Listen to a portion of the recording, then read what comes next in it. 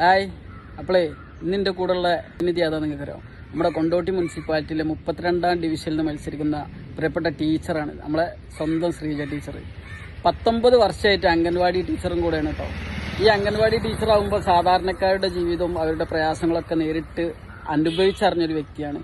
പക്ഷേ ജയിച്ചു വന്നാൽ ഈ ജനങ്ങൾക്കും വേണ്ടി എന്തൊക്കെ ചെയ്യുന്നുള്ളത് നമ്മളൊന്ന് ചോദിച്ചു നോക്കാം.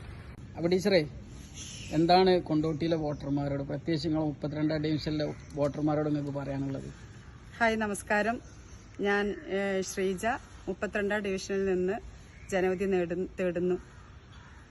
ഈ പരിഗണന ലഭിക്കാത്ത മേഖലകളിൽ നിന്ന് വ്യക്തമായ പദ്ധതികൾ കൊണ്ടുവരണമെന്ന ഉദ്ദേശത്തോടു കൂടിയാണ് ഞാൻ ഈ മത്സരരംഗത്തേക്ക് വന്നത്.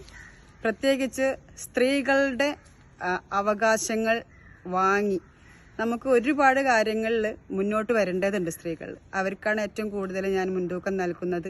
അതുപോലെ തന്നെ ജനങ്ങളുമായി ആലോചിച്ച് ബാക്കിയുള്ള കാര്യങ്ങൾ ഈ ഒരു വാർഡിൽ നടപ്പാക്കേണ്ടത് എന്തൊക്കെയാണെന്ന് വ്യക്തമായ തീരുമാനമെടുത്തതിന് ശേഷമാണ് ഞാൻ ആ ഒരു കാര്യത്തിലേക്ക് എത്തുക എന്നുള്ളത് നിങ്ങൾക്ക് ഞാൻ ഉറപ്പ് നൽകുന്നു.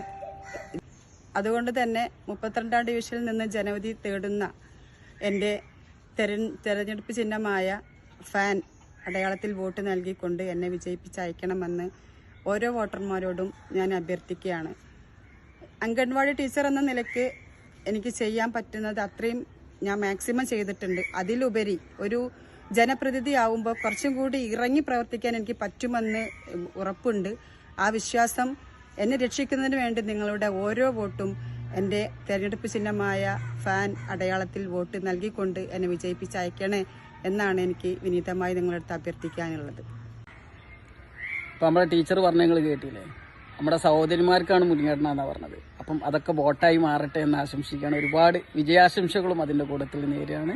അപ്പം ജയിച്ച് വന്നിട്ട് നമുക്ക് മുനിസിപ്പാലിറ്റി വെച്ച് കാണാം. Okay, thank you.